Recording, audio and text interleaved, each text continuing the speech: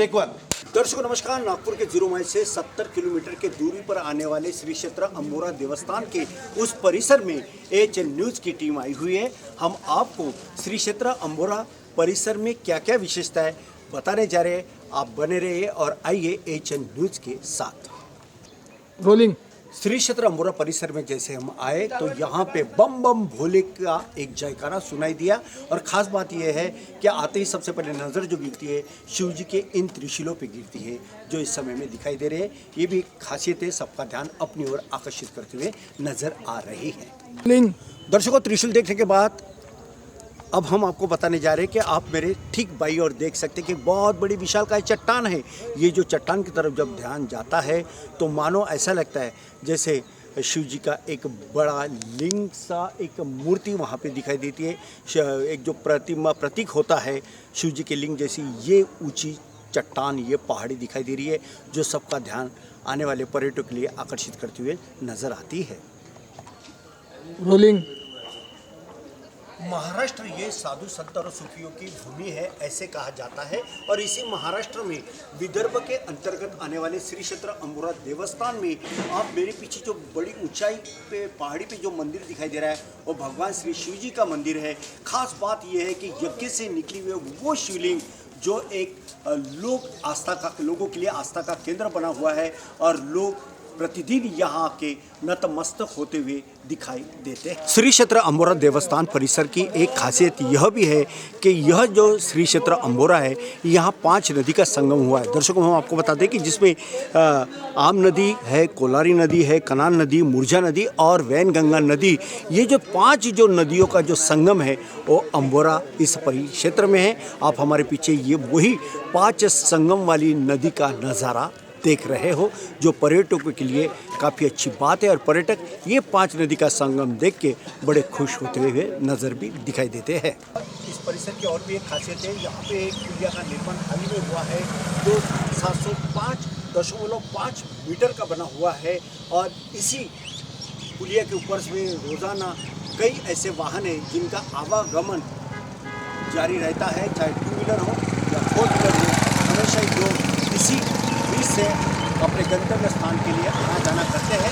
और ख़ास बात यह है कि इस समय में जो मेरे बाई और जो एक ब्रिज के ऊपर में एक बड़ा होटल सा बना हुआ है, वहाँ अगर ऊपर में जाते हैं तो नीचे का जो नज़ारा है वो देखते ही बनता है। और अम्बोरा क्षेत्र की यही खासियत है कि इन दिनों पर्यटकों को काफ़ी मज़ा आ रहा है। दूर दराज से पर्यटक यहाँ पे आके अपने परिवार के साथ आके इस बात का आनंद ले रहे हैं क्योंकि अम्बोरा ये बेहतरीन इस विदर्भ की पर्यटन स्थली है, ऐसा कहूँ तो बड़ी बात नहीं हो सकती। तो श्री क्षेत्र अम्बोरा अपने आप में एक है, यहाँ की जो आबो हवा है वो देखती बनती है। और यहाँ का जो एक नेचर कुदरत का जो एक करिश्मा है वो देखते ही बनता है। बेहतरीन हरियाली, बेहतरीन चट्टानें, बेहतरीन सा पुल। और इतना ही नहीं तो दर्शकों मैं आपको बता दूं कि इसी परिसर में कई ऐसे फिल्मकार आते हैं और यहाँ पे शूट भी किया जाता है। और ऐसे ही एक शूट आगे भी चल रहा है, आइए उसके बारे में भी हम आपको जानकारी देंगे। आप बने रहे AHN न्यूज़ के साथ।